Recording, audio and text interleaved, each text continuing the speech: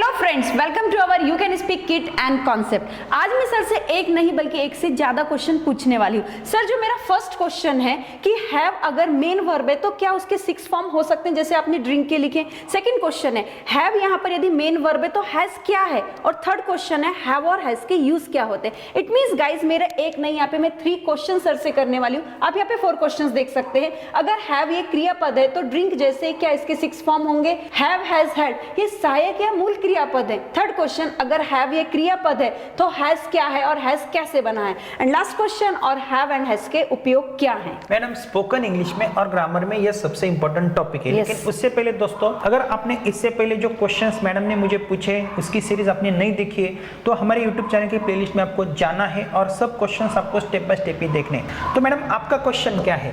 यह जो हैव है इसके 6 फॉर्म्स कैसे बन सकते हैं। मैं आपको एक क्वेश्चन पूछता हूँ। जब हमने टू बीज के फॉर्म्स पढ़े थे, हेल्पिंग वर्ब्स और मॉडल्स पढ़े थे, क्या आप मुझे बता सकते हो हेल्पिंग वर्ब्स कौन से, मॉडल्स कौन से? Am is, are, was, were, be, being, have, has, had, do, does, did, will, would, shall, should, can, could, may, might, must, had to, ought to, need, used to, dare to. Okay, तो ये क्या है? यह सब helping verbs है। लेकिन madam, यह helping verbs limited है ना? Yes sir. लेकिन इसमें से जो प्राइमरी हेल्पिंग वर्ब्स है उनमें हमने कैटेगरी की थी। टू बीज के जो फॉर्म्स थे वो अलग है। Am is, are, was, were, be, being, been. To have के जो फॉर्म्स है वो हैव, हैज, हैड है। यह am is, are, was, were, be, being, been, यह टू हैव के फॉर्म्स नहीं है।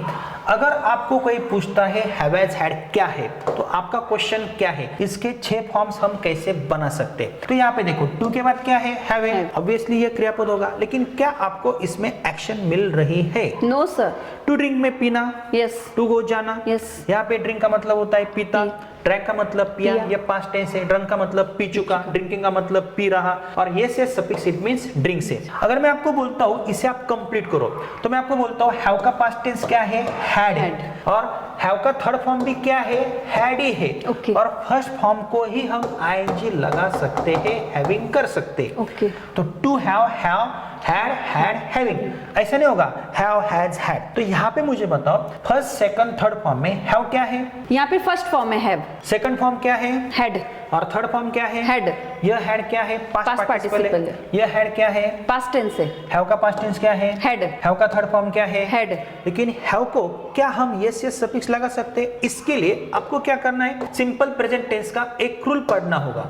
देखो, मैंने यहाँ पे हैव, हैड, हैड लिखा है। ऐसा मैंने क्यों किया है? जैसे ईट, एट, ईटन हम कर सकते हैं। प्रेजेंट टेंस में हम हैव को भी रख सकते हैं। पास्ट टेंस में हम हैड को रख सकते हैं। पास्ट पार्टिसिपल में हम हैड को रख सकते हैं। लेकिन अगर मुझे हैव को यस यस सफिक्स लगाना है तो मैं कैसे लगा सकता हूँ? इसके लिए सिंपल प्रेजेंट टेंस का रूल क्या बताता है? ये जो स्ट्रक्चर है ये कौन से टेंस का स्ट्रक्चर है? सिंपल प्रेजेंट टेंस का। I play, we play, you play, they play, he plays, she plays, it plays, Ram plays, Shyam plays. I के बाद प्ले क्या है? वर्ब है। वर्ब का फर्स्ट फॉर्म। ही शीट के बाद क्या है? वर्ब को ऐसे सफिक्स। अगर प्ले जैसा हैव काम करेगा, इट मींस प्ले भी वर्ब है और प्लेज भी वर्ब है। तो यहाँ पे हैव अगर वर्ब है तो ही, शी, इट के बाद मुझे हैव को ये से सफिक्स लगाना पड़ेगा, क्योंकि सिंपल प्रेजेंट टेंस में थर्ड पर्सन के आगे हम वर्ब को ये से लगाते हैं, ही प्लेज बोलते हैं, ना कि हम ही प्ले बोलते हैं। थर्ड पर्सन सिंगुलर नंबर के आगे, और जो प्लूरल नंबर है उनके आगे हम वर्ब को ये से सफिक्स नहीं लगाते। तो he plays, she plays, it plays, Ram plays. तो क्या हम हैव को हैवज बोल सकते हैं? यस सर, ऐसे सफिक्स लगा करके। लेकिन हम ऐसा प्रोनाउंसिएशन नहीं करेंगे। Why? हम क्या करेंगे? हम हैज करेंगे। सर, बट ऐसा क्यों करेंगे सर? क्योंकि यह सिंपल प्रेजेंट टेंस का रूल है। ही, शी, इट के आगे हम हैज रखेंगे, ना कि हम हैवज बोलेंगे। तो he has, she has, it has, Ram has, Shyam has. तो इससे आपको मैडम क्या पता चला? हैव को yes yes suffix it means क्या है? हैज है। हैज है। ऐसा क्यों? क्या आप हमारे दर्शकों को फिर से बता सकते हो? मैंने हैव को यस यस सफिक्स आपको लगा के दिखाया है, और वो कौन से टेंस के माध्यम से बताया मैंने? Simple present tense. आप हमारे दर्शकों को बता सकते हो यहाँ पे हैज कैसे आया है? सर, यहाँ पर हैव किया और हमने यहाँ पे कर्ता के आगे ऐसे सफिक्स लगाने के लिए हैज का यूज किया। हैज का यूज किया। क्यों किया? ही, शीट के आगे। तो यहाँ पे हमने हैज रखा। तो अगर आपको कोई पूछता है मैडम हैज क्या है, तो आपको एक नई बात पता चल गई। वो कौन सी है? सर, हैव का यहाँ पर ऐसे सफिक्स मतलब हैज है। हैज है। कौन से सब्जेक्ट के आगे हम लगा सकते हैं? सभी सिंगुलर सब्जेक्ट्स के आगे, थर्ड पर्सन सिंगुलर नंबर्स के आगे। तो यहाँ पे मैंने जो कॉलम लिखा था, जैसे हमने ड्रिंक को यस यस लगाया था, ड्रिंक्स किया था, तो हैव को यस यस सफिक्स क्या होगा? हैज होगा। तो पहला आपका ये कॉलम कंप्लीट हुआ। Yes sir. पहला आपका एक डाउट क्लियर हुआ। यस। आपका सेकंड क्वेश्चन क्या था मैडम? क्या हैव, हैज, हैड ये सहायक या मूल क्रियापद है? तो मैं आपको एक चीज बताता हूं, अगर आपको कोई पूछता है हैव, हैज, हैड क्या है, तो आपको यही बोलना है हैव, हैज, हैड। यह मूल क्रियापद की तरह भी काम करेंगे और हेल्पिंग वर्ब के रूप में भी काम करेंगे। कैसे काम करेंगे क्या आप मुझे बता सकते हो? यहाँ पे देखो, आई हैव ईटन, यहाँ पे हैव का रोल क्या है? सर यहाँ पे मेन वर्ब की तरह वर्क किया है। हैव के बाद वर्ब का थर्ड फॉर्म है। इट मींस हैव ने वर्ब को थर्ड फॉर्म लगाने में मदद की है। Yes. इसलिए वो क्या होगा? हेल्पिंग वर्ब होगा। Yes. मेन वर्ब नहीं होगा। No. मेन वर्ब कहाँ पे होगा? आई हैव का। Yes. यहाँ पे हैव के बाद क्या है? का है। कार। मैडम ये टेंस कौन सा है? सर ये वाला सिंपल प्रेजेंट टेंस है। क्यों है? क्योंकि यहाँ पर हैव मेन वर्ब के रूप में आया है। सब्जेक्ट के बाद डायरेक्टली क्या है? वर्ब Main है। verb। सब्जेक्ट के बाद डायरेक्टली क्या है? वर्ब है। नहीं, यहाँ पे यस यस सफिक्स है। सिंपल प्रेजेंट टेंस हाँ, का yes, रोल है। yes। जैसे he plays cricket, he has a car, he had a car, ये सिंपल पास्ट टेंस है। Yes। सब्जेक्ट के बाद वर्ब का सेकंड Second फॉर्म form है। है। तो आप मुझे बताओ यहाँ पे हैव का रोल क्या है और यहाँ पे हैव का रोल क्या है? सर बहुत ही इजी हो गया। यहाँ पर हैव का रोल हमने हेल्पिंग वर्ब की तरह किया क्योंकि इसने ईट को थर्ड फॉर्म लगाने में हेल्प की है, और यहाँ पर हैव का यूज हमने मेन वर्ब की तरह किया है क्योंकि यहाँ पे तुरंत सब्जेक्ट के बाद में मेन वर्ब आ गया। सेम थिंग यहाँ पर है। यहाँ पर हैज के बाद सीन है। इट मींस हैव को हमने एस लगा करके हैज किया था, हमने पहले देखा था, और हैज ने इसको सी को सीन बनाने में हेल्प की है। सेम थिंग यहाँ पर है। ही को हैज है। इट मींस यहाँ पर ये सिंपल प्रेजेंट टेंस है और मेन वर्ब की तरह है, और यहाँ पर ये हेल्पिंग वर्ब की तरह है क्योंकि राइट को इसने थर्ड फॉर्म लगाने में मदद की, हैड रिटर्न हुआ, और यहाँ पर ये मेन वर्ब की तरह है। ओके, तो अगर मैं आपको पूछता हूँ मैडम हैव, हैज, हैड क्या है, तो आपका आंसर क्या आएगा? तो मेरा आंसर होगा ये एज ए मेन वर्ब और हेल्पिंग वर्ब दोनों ही तरीके से वर्क करता है। दोनों ही तरीके से यह वर्क करेंगे। और तीसरा यूज है, आपने मुझे पूछा था इनका उपयोग क्या है। कौन से भी परफेक्ट टेंसेस अगर आपको बनाने हैं तो हैव, हैज, हैड के बाद आपको वर्ब का थर्ड फॉर्म लेना पड़ेगा, तो ही आप परफेक्ट टेंसेस बना सकते हो। Okay। यहाँ पे एक स्ट्रक्चर देख के इसमें कॉमन चीज है, क्या आप मुझे बता सकते हो वो कॉमन चीज क्या है? Sir I will try. Yes please. Sir यहाँ पर कॉमन चीज वो है कि यहाँ पर हैवेस के बाद में वर्ब का थर्ड फॉर्म है, मतलब किसी भी पूर्ण काल को करने के लिए हमें हैवेस का यूज करना होता है और वर्ब का थर्ड फॉर्म लेना होता है। तो तीनों ही सेंटेंस में हमने वो किया है। एक्सप्लेन करके देखो हमारे दर्शकों को। सर जैसे आई हैव ईटन, यहाँ पर क्या है, सब्जेक्ट के बाद में हमने हेल्पिंग वर्ब की तरह हैव किया, उसके बाद में वर्ब का थर्ड फॉर्म लिया। ये प्रेजेंट परफेक्ट टेंस यस, है। I have eaten. Past perfect tense में सब्जेक्ट के बाद हैड है, उसके बाद थर्ड फॉर्म है। Yes, I had eaten. यहाँ पे हैव के आगे वर्ब का थर्ड फॉर्म है, लेकिन यह विल की वजह से फ्यूचर टेंस है। यह प्रेजेंट परफेक्ट टेंस है, पास्ट परफेक्ट टेंस है, फ्यूचर परफेक्ट टेंस में एक चीज कॉमन कौन से? वर्ब का थर्ड फॉर्म है, लेकिन वो किससे पहले है?